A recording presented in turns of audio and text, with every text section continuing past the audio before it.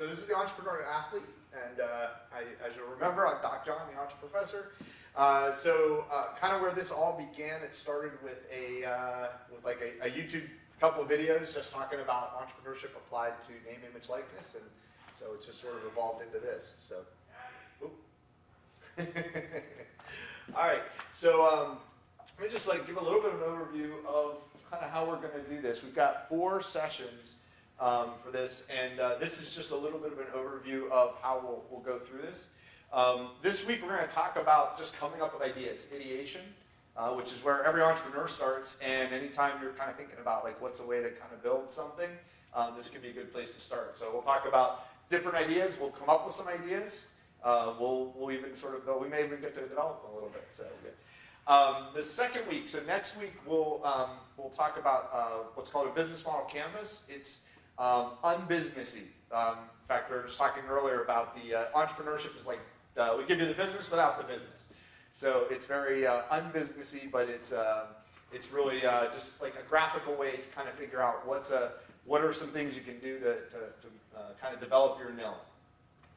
The third session we'll build it. So we're actually going to do some building. We'll create some different tools and different whether it's social media presence, websites, anything that will help to fuel the business idea.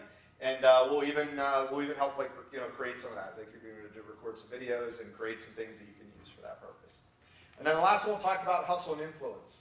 One thing is 400,000 athletes now available for this market.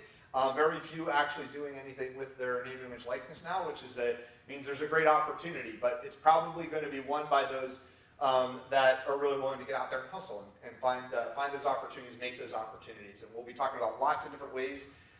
Just ideas for how that might work, and helping all of you to come up with other ideas. I think the one thing is, this is a completely open greenfield space, so it's there isn't a how-to of you might if you want how do you build a following in YouTube. There's thousands of people that will tell you how to do that. It's this is so new that you get to be the innovators, you get to be the pioneers. So we'll be looking at that as well. So those are really the 4 weeks. A series that I did. This was from a YouTube series that I've started called the Entrepreneurial Athlete. And this one's just talking about 5 questions you should ask yourself if you're trying to figure out how you want to make the most of your name, image, likeness. That QR code is just to that video. So if anybody wants to see that, that's there. But all right. So here are the 5 questions. The first are, who are your fans? So think about whatever your sport is, who's watching, who's likely to watch that sport.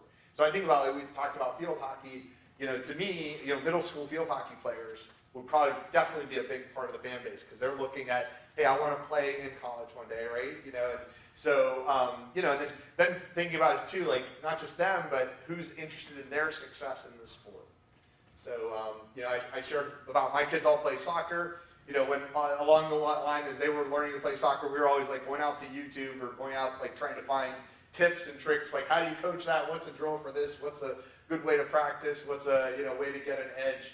So it's who is that audience? Who's maybe interested in the sport? Who's learning the sport? Who's kind of invested in someone who is? All those kinds of things. So that's the first question: is really who are they? Who's likely to be that fan base?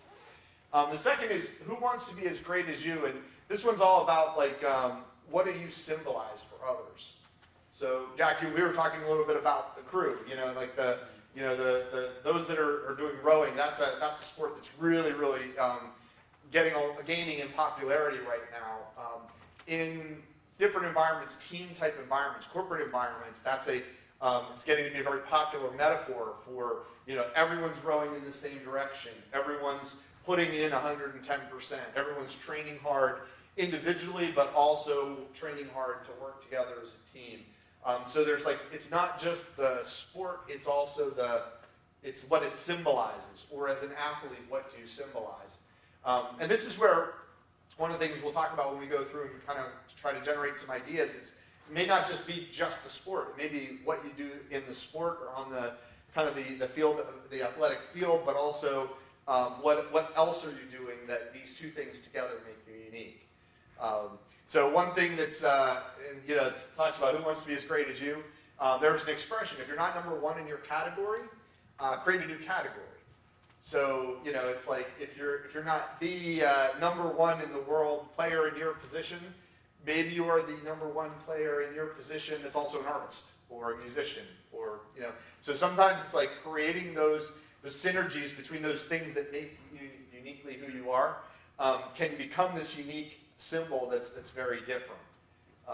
And so sometimes the big personalities are maybe not necessarily, you know, think about even pro sports, the biggest personality may not be the most, like the number one player in that position, but everybody knows them because, you know, they have, you know, it's like, you know, either distinctive, you know, haircut or a distinctive personality or an attitude.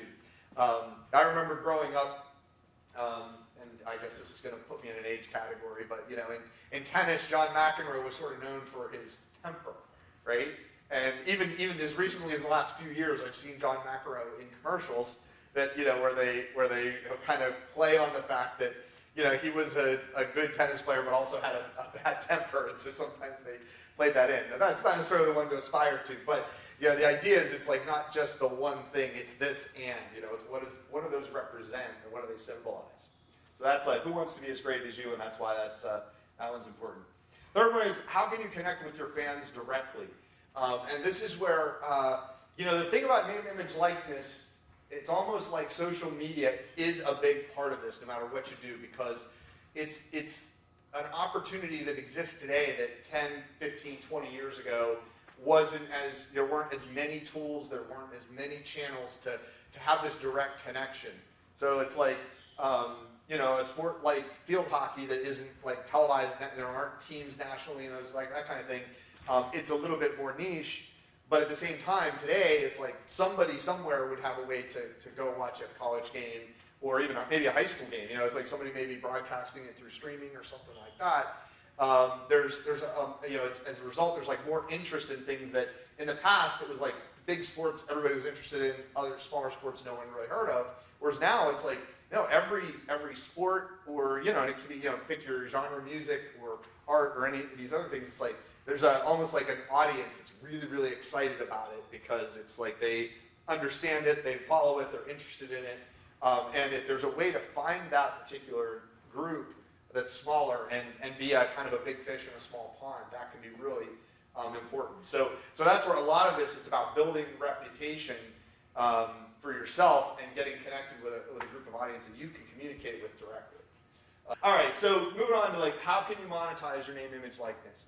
So this is really, we're going to spend a lot of time today starting to, you know, what I've been doing is, you know, for the last few months is just going through and looking at, like, trying to find any student athlete that is monetizing their NIL and look for just themes or different ideas that we can share. And so I'm gonna kind of walk through some of the things I found others doing.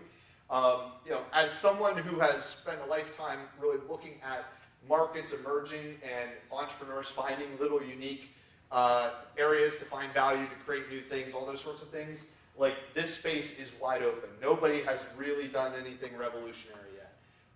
And, you know, I figured 2 years from now we'll be looking at, there will be big categories and trends of like ways that people are making money, or that, you know, there'll be things that we don't even know about right now that will be like almost like commonplace for student athletes in a couple of years.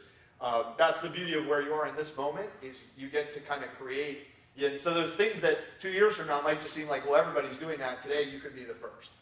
And so I'll share some of those ideas that I found, but we're also going to go through a process to actually kind of come up with some ideas, some things that you might want to try and create some experiments. So a lot of entrepreneurship is experiments. So, you know, it's like when you look at, you know, the Elon Musks of the world, or, you know, the Airbnb, Uber, like all these companies that come out of nowhere. It's Netflix is a great example of one where they changed the business model a dozen times before they figured out what it was that was going to make everyone want to like spend the weekend doing Netflix and chill. And so, you know, it's like they tried selling DVDs, and then they tried, you know, different things. They were trying like music and video games at one point. I mean, they were doing all kinds of different things, just trying to experiment. And that's what a lot of this is going to be, is like just figuring out, number one, what are going to be some things to build an audience? And once you have an audience, what are going to be things that energize that audience and get them excited about who you are and see you as, you know, somebody they want to have as a major influencer in their life. All right, the fifth one is, you know, how can you make the world a better place?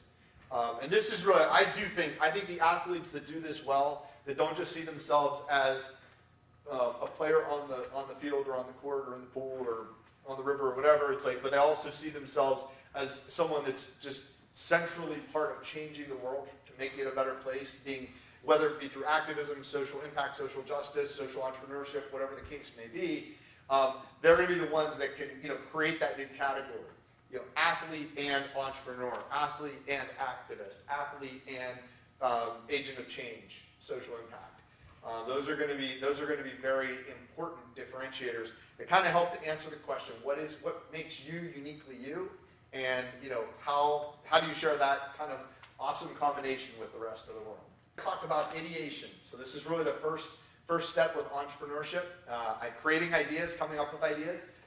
One of the things that I often say is you want to generate an arsenal of ideas, when you talk to entrepreneurs where that's all they do, a lot of times you'll find that they didn't just have one idea, they had hundreds of ideas, and then they found one that started to work. A few years back, popular video game Angry Birds was one that just really went viral everywhere. Just millions, tens of millions of users. They had about 50 failed attempts at a video game. They tried all kinds of different things, none of which worked. But they just kept going, and eventually it was like they were almost completely out of money. They were completely exhausted. Nothing was working, and they came up with this goofy little bird you fired out of a slingshot, and it would turn into a major phenomenon. And so we see this experimenting happening all the time, but a lot of times it's like that one idea that seemed like this great idea was actually the end of a long line of other failed experiments. Another example, like the Dyson vacuum cleaner, if you've ever heard of that. James Dyson had 5,000 failed attempts to create that before he actually found the thing that worked. And the real irony is he set out initially to create the world's best wheelbarrow. So, and if you ever get a chance, look up the James Dyson wheelbarrow and you'll see that he started out, it had a big giant ball on the front of it that looks just like a Dyson vacuum cleaner, and that was where it all started. So just those are kind of examples where it's like if you have one idea and you spend years on it and it doesn't work, you spend a lot of time on something that maybe wasn't the right thing. Whereas if you have 100 ideas, 1,000 ideas, always creating new ones, finding the right idea will, maybe it's just a matter of, it's like a numbers game, testing it out. At one point in Netflix history, as they were trying to figure out what they were really about, they had a team of executives that were, and when I say executives, it was like the 8 or 10 people that were part of founding the business. We're all trying to come up with different ideas about the business model. And they all had a different idea, and they were all arguing about it. Because one was like, we should mail out DVDs to people's houses. And another was like, no, we need to create a thing on the, like a website that lets people choose what movies they want to see. And somebody else said, we ought to build an algorithm that figures out like if you like this, then you might also like that. And somebody else said, we should have a subscription. We should get rid of late fees. We should just, be sending them something all the time. And there was this big long argument. Finally, the CEO came into the room and heard all this and said, just try them all. Let's see what sticks. And interestingly enough, that became the first real business model that worked for Netflix, where they were sending out, it was a subscription basis. You paid a monthly fee, $4.99. You got a DVD in this little red mailer. You kept it for a day, a week, a month, however long you wanted. When you're done with it, you sent it back. And the next movie on your queue got sent out automatically. And based on the things that you were choosing and liking, it would say, here's an algorithm that would just say, well, have you considered this one? You'll probably like this too. All those things were, kind of all different ideas, but they tested all of them, and they all, together, it was like, that's what worked. So having that arsenal of ideas is a big deal. And then the next thing is, if you have 100 ideas or 200 or 500 or whatever, it's like figuring out okay, I have all these ideas. How do I pick which one is best to try first? And so you can kind of score those ideas. You can kind of prioritize them. You can pick one. And then, ultimately, selecting and clarifying what that idea is and what the message is behind it, and then just experimenting, doing something small, something little. This is where, to me, the power of social media is huge. Because if you're thinking, I want to become the number one online trainer for field hockey, you can experiment with, you could have like every day you could do tips and tricks of field hockey, every day on 5 days a week. And then you can put those all together into the best of like the week in field hockey, and now that's a YouTube video. And you could then have it where, those that really want to learn more can sign up for my Discord server or my Patreon, and then I'll have even more. And then it could be like, there could be online courses with like different like in-depth techniques and that kind of thing. There could be a like, come and take the camp live every summer. Be able to take a live camp with, this person that now I've been learning from all year long through social media. I thought what I would do here, so this is just, me over the last several weeks, just going out and looking to see what are others doing. Thought I would share this list as just a way to kind of get, prime the ideas, and then we have some, like an exercise that all of you can do to kind of try to come up with some ideas for yourself. So I'm just going to read these off, but feel free to stop me on any of them and we can fill in a little bit more. So the one that's most obvious is just the free stuff method. I remember, when I was in high school, a student who got like a massive amount of scholarship money because they simply went and applied for every scholarship that was available. Like if they qualified at all, they applied. And it was something like, there was even an article in the paper about it. They got like $300,000 in scholarship money. They weren't even able to use all of it because they couldn't like follow through on some of it, but it was almost just by nature of it's out there, it's like take a shot. So figuring out what free stuff is available. I know the one beverage company is kind of well known for like any athlete can sign up and you get a case. You get the first case is free, and as long as you like post on social media, like hey, I got my box, or you're drinking it or whatever, it's like as long as you use it, then they'll keep sending you more. And micro nano influencers. These are just categories, but I just threw it out there because a lot of articles are talking right now about what kind of influencer are you? For a lot of us, it's a couple hundred people, a few thousand. I would be in the nano influencer category in LinkedIn. I've been doing a lot with LinkedIn over my career, probably 3,500 connections. That's not lighting the world on fire, but that's still a pretty good size. It's in that kind of under 10,000, but significant following. It's like that's considered a nano influencer. It's not a huge widespread thing, but you have this influence in this space. Once you get over 10,000, but you're still under 100,000, it's called micro influencer. And to me, especially if you find a really good niche, this is what you want to be. You want to be somewhere in that nano to micro influencer, because what your content is, what your message is focused enough that it's a very specific following. Because it's way better to have a smaller, loyal following that's really interested in what you're doing versus kind of widespread following, just sort of casually following. And so some other things I've seen, branded training clinics, appearances and autograph signings. That's becomes more valuable if your brand is more valuable. So if all of a sudden, field hockey is the order of the day today since you're here. So if you're all of a sudden widely known nationally in the field hockey, those that are field hockey enthusiasts, all of a sudden saying I'm going to do a signing event in Chicago, that would be a really big deal. If you only have a very small social media following, a few dozen people, that's not going to have as much impact. But in a small town where maybe it's a business that wants to really emphasize their commitment to local talent, local athletes, that kind of thing, that could still be a really powerful event that maybe a company's using to also kind of promote what they're doing. So those are just some of the things that that appearances and autograph signings could be a way to make money, particularly as your presence is more known. Some others. Product endorsements on social. And so this could be one thing, I just think, we'll talk about this, it's like, think about what gear you use for your sport. To me, I think that's a really great place to start. I would go to, if it were me, I would go to every gear company and say, I am, such and such a position on this Division I team. I am actively building out my social network and my brand to promote my name, image, likeness. I would really like to include information about your product and endorse your product on my channel.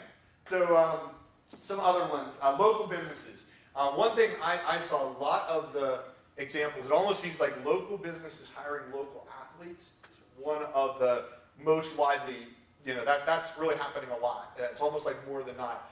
And this one is probably where the hustle comes in. It's almost like in your hometown, do you know of local business? Do you know the local business owners? You can call up and say, hey, could I do an endorsement? Or could we have an event at your location, or whatever it is? Those can be really easy ways, because maybe not huge money, but if somebody's like, yeah, I'll pay you $250 to come and we'll create a whole event around it and get people to come in. It drives just activities at the store. That's $250, and maybe just show up for an hour or something like that. Content creation, we've already talked a lot about it, but YouTube, creating a podcast about your sport, especially one thing, several from the women's soccer team were here at the last session. We were talking about, maybe the whole team could do something as it's almost like a podcast with the team. Maybe it's like one or two athletes each week talking about a particular topic, or so it's almost like it doesn't have to be one person creating all this content, but all these kind of individuals, contributing to a larger thing. But podcasts can be, still get a lot of attention.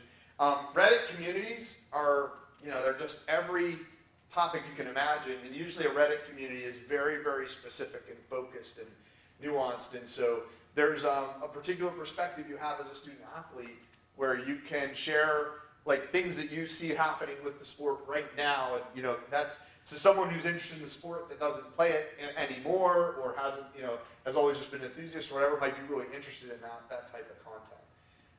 Discord servers are another thing that are getting really popular. You want to create scenarios where people have an opportunity to actually engage directly with you, either synchronously or asynchronously. That could be another way to do that. So just that content creation. Merch. So t-shirts, hats, hoodies, stickers, fashion apparel. I've seen, there were so many different ones. This is a student athlete that was doing these crew neck shirts with these kind of fun logos, and it was just taking some stuff that she was interested in, and just go out and get a company to create it, and then she's promoting it through social media. Let's see, I think she had trying to see if we can see the it's hard to see the numbers here, but it was she had a couple thousand followers, and then she's going and promoting hey, I got this new shirt, check it out, just 100 of them printed, they sell, it's that's the thing there. So there's this thing called Cameo, which you've probably heard of, where it's almost okay, so imagine you have that, young athlete who's just starting to play field hockey, and for their birthday, their parents can get them hey, you get a 5-minute Cameo conversation with, a Division I field hockey player.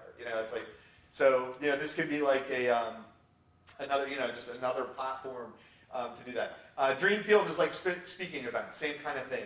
Being able to if you have a talk that you can give, then you can promote that. Kind of going through this. First thing is just what is your main sport, your major. So one thing starting to talk about what is uniquely you. It's you might be the number one in your sport that's also an art major or a business major or whatever. It's I don't know, what is your major? What do you do? Finance. Okay, there you go. So finance and field hockey. It's that could be a channel right there. Finance and field hockey. All right. So the next one is the gear you use, brands you like. So jot down every piece of gear that you use, whether it's from cleats to your if it's your stick or your gloves or your ball, whatever, any gear that you use. That can be a really good place to start with creating content. The next one is what is uniquely you? This is one that you answer. You can answer this for yourself better than anyone can. What is sort of unique about you? It's it may not just be about what you do. It could be what you're interested in, or some special talent you have, or just some quirky part of your personality that you think people will find interesting. It's so the next one is what are other passions you have? Do you really care about rescue animals or the environment or something like that? Hobbies and interests. So something you like to do. It's I knew someone once who was a financial manager, an asset manager, and was also into gardening. And so they did a couple of newsletters on financial planting, I think was the but where you kind of could take a hobby and kind of merge it together to create something that's unique and interesting. your tagline. If you have something you like to say a lot, or something that you is kind of, that unique thing that you kind of represents you, kind of creating a tagline like that, that can then become something you like. Maybe it's a T-shirt or something like that. You can kind of do a lot. See like the jokes about that now, where it's like tagline. It was like a Free Guy that was always like, there was a thing where it was like the app wasn't completely developed. So he'd show up and he'd be like, tagline! He didn't actually have his escaping yet. But, so this next one's like that whole thing about local businesses. So business owners and don't underestimate how many business owners you know. Like sometimes the shop you go into to get coffee twice a week, like you may be talking to the owner every day, like that might be an opportunity. So it's almost like with that one, it's like list every business owner you know and look at are there some themes or categories. Because a lot of times it's like that business owner, they'll do lots of different things. They're always will try things to try to get attention to their store, their restaurant, their brand, their product, right? So, just even reaching out to them, just tell them, hey, I'm looking, you can even start it with like, hey, I'm trying to figure out ways I can monetize my N.I.L and, use my influence to promote things. As a small business owner, what are some things, if I were to endorse what you do, like what are some ways that would be useful or helpful? They might give you some really good ideas, and by the end of it, they say, hey, let's try that. Or they might say, you know what, I know somebody that could really benefit from that, and make that introduction. Next one is skills you can teach. I mean, the obvious ones are like, your sport. Can you teach that skill? Can you create a series of videos or TikToks or, a booklet or a camp or any skills? And they wouldn't necessarily have to be in your sport. It could just be like, think about like, workout programs for those that want to be really like, have an edge in athletics.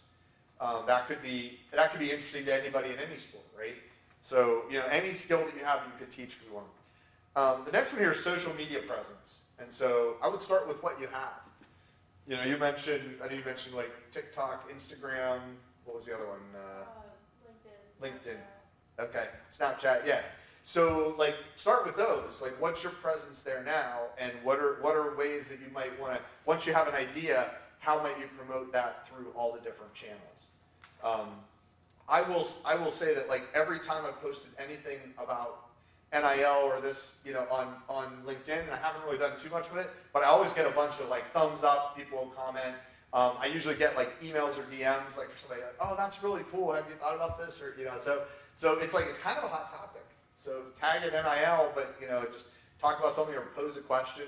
Like you could go to your LinkedIn and say, how likely would you be to hire an athlete to promote your brand, and do a little poll. That would be kind of an interesting one to see, like you get a response. And then, your next question could be like, who would like to hire me to sponsor their brand or to promote their brand? And this is where I think, building social media presence is, there's a lot of value in it for what this is, because it's the one thing you can do that is uniquely you. It's not tied to the school. It's not tied to the NCAA or anything else. It's like you're creating your own personal brand. And, if you end up with like 5,000 or 6,000 really loyal followers, and you finish school and you're doing something totally different, you still have 5,000 or 6,000 followers that you might be able to engage for a business idea you have, or even just, a job that you have that you want to have a greater contact. So, these could be these things you build may go beyond just, the next 4 years.